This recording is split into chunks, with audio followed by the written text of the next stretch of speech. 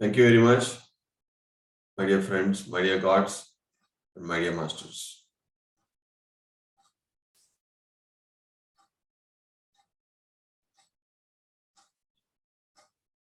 Every day, there are three things we must follow so that our foundation is always strong. One is practicing meditation, another, reading books, third, listening and sometimes sharing our spiritual experiences. Additionally, spiritual service. These are the four legs of a chair. Even if one leg is weak, the chair will fall down. In my observation of past 20 years, I've seen many people, very, very few, very handy. Like we can easily count who follow all these four.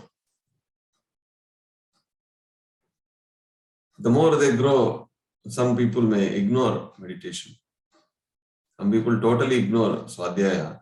Some people totally ignore Sajjana Sangatya. And just doing these three things, they totally forget about spiritual service. If you are serious about enlightenment, if you are serious about the soul growth, all these four are very important. Dhyana, Swadhyaya, Sajjana Sangatya, and Ajyatmika Seva, that is spiritual service. It can be anything. Teaching meditation to others, translating a book, going and helping in anything which is related to meditation. You can do some volunteering activities. If you have money and there is a need for any spiritual activity, giving is also a help. Anything that you do, not for your family, to someone who you don't know, then it is called service. Doing to your family members is a dharma. Doing outside your family is service. So in a day, we have a lot of works.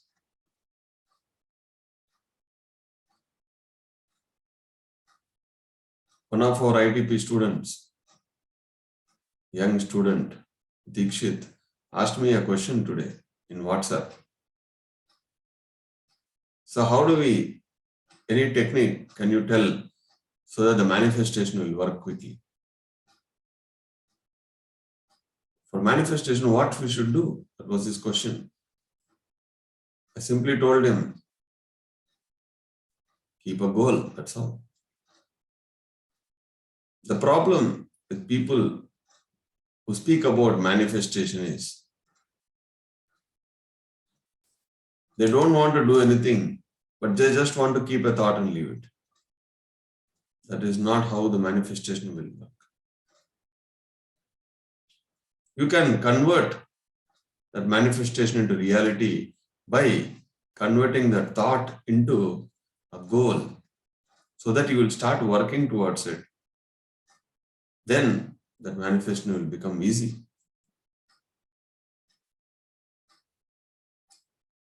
You must prioritize your works. This is very, very important. Everybody will have works. 10, 20, 15. Prioritizing is an art. It's not a science. Science everybody can do, but art requires practice, requires your attention. We cannot tell everybody, right? You have to take bath in 15 minutes. You have to cook in 40 minutes. It's not possible because everybody is different. the time may be different. Similarly, which one first, which one second, this is also different for everybody.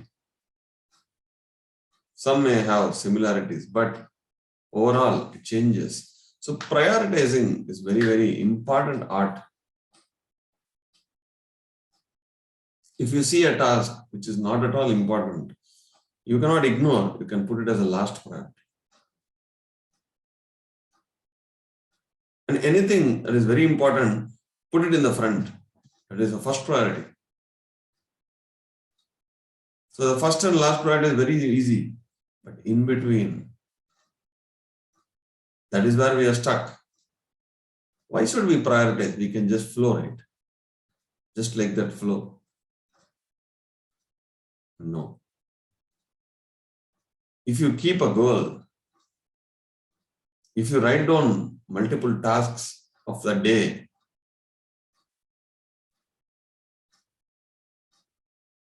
and then if you prioritize, what we are exactly doing is organizing our mind. It may take 15 minutes, it may take 30 minutes, but throughout the day, the mind will cooperate with you systematically. So you don't need to get confused. Today a gentleman called me from other city. He said, Swamiji, I want to come, I want to meet you. I said, okay. What time you want to come? He said, you tell me. I said, how can I tell? You are from other city. You are planning to come. How are you coming? What time? Where do you want to meet? He was just throwing me rocks. You tell me. Bus or train, anytime, anywhere, I will come.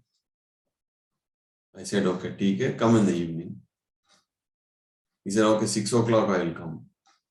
Bus or train, you tell me. I said, I will be in office. I have works. Up to 7, I will be in office. You said you will come by 6. So 6 to 7, I can spend with you. That's it. This happened in the early hours in the morning. I messaged him the address. Though I was very busy today. He's a very great man who does a lot of spiritual service. So I thought he deserves. But I asked him one question. May I know what is the purpose you want to meet me? The reply what I got, it was very funny and it was very hazy. There's no clarity in it. Then I thought, okay, whatever it is. He said he will come. Let him come. I'll give my 1 hour. I'll spend time with him so that it may benefit him somewhere in his spiritual seva. Keeping that in the mind, I prioritized my works. The commitments will change your priority. So I had that in the mind that he may call anytime. So I always kept my phone next to me. Around the time was almost 6 o'clock. He was supposed to be either messaging me, calling me, informing me, but nothing happened. And to my surprise, I went back to WhatsApp and saw he didn't even see the address, anything. There's no blue tick. Then I tried to call him, not reachable. I called his assistant. He picked and said, he's still in another city. Did he say today? He asked me, did he say today or tomorrow? I said, can you please ask your boss to call me? Then immediately I got a call. I said, Swamiji, where are you? He said, oh my God, I'm still in this city. I totally forgot. I said, oh, okay, TK, no problem. I was just waiting for you. I'll be leaving now. Okay, tomorrow morning I'll come. Sorry. I bluntly said, sorry, because tomorrow I have scheduled my day. Today, I want to make time so that I can spend with you in office. But tomorrow, sorry. At the moment I said that, There is no sorry in his voice. He said, oh, okay, fine. Thank you. Bye-bye. That's it. Maybe his ego got triggered somewhere. But I don't care. Because tomorrow, my priority is not to meet him.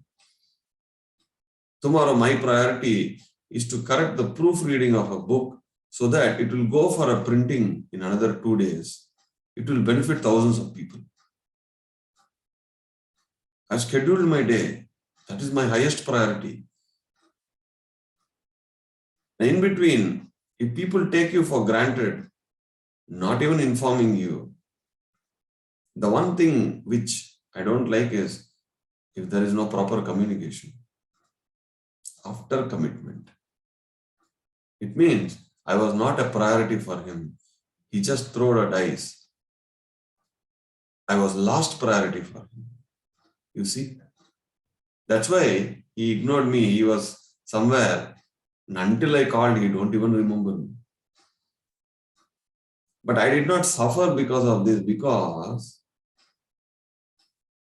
from the way he asked, when he asked me that he wanted to come and meet me, I somehow knew it is my last priority was looking.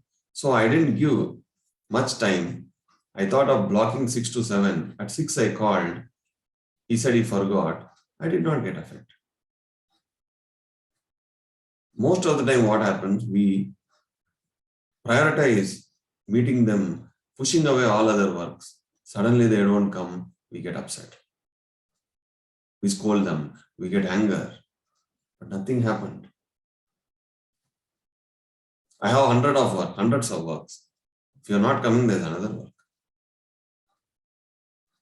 But you cannot take me granted and then say, okay, tomorrow morning, what time, where I should come. Sorry, Baba, no time. You are not my priority anymore. Things can wait.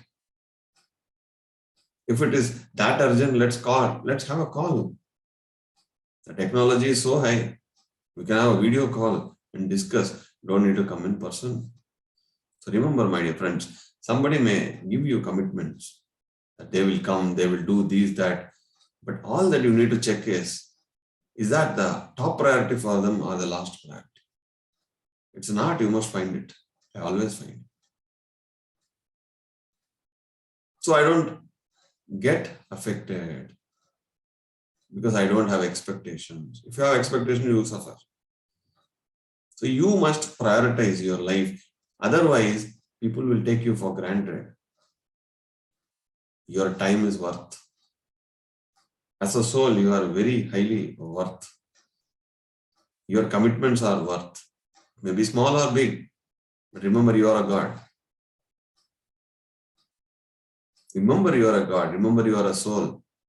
You are not greater than anybody. You are not lesser than anybody. You are equal to everybody. The only difference is how much we have realized. If you are not realized, doesn't mean you are low to somebody, or if you are realized, doesn't mean you are high to somebody. I always see, if there are 100 people here, I see 100 masters. We are all masters. We are all gods. We are all friends. There's no disciple here. Everybody must respect others' time. Everybody must prioritize the commitments, prioritize the works. Don't take people for granted. Don't take others' time for granted. You must have a common sense, which is not common, of course, to inform that if you are not coming. But even if that is an expectation, so I don't expect.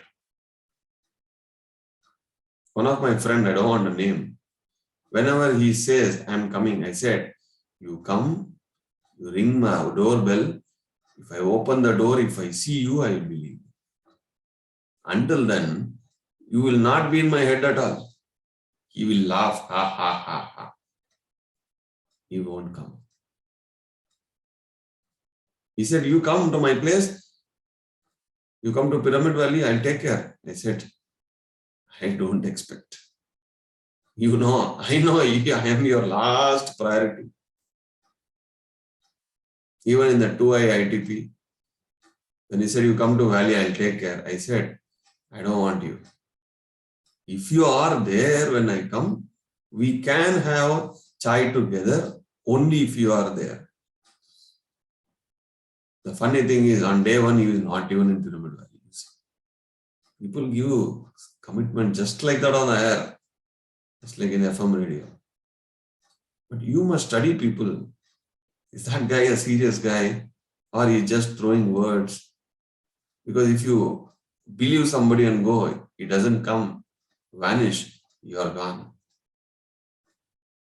Especially 50 people are trusting me, they are coming. If I trust one fellow who doesn't know how to prioritize, who doesn't know how to give commitment, if you don't study them, then all that you will have left over is blame game.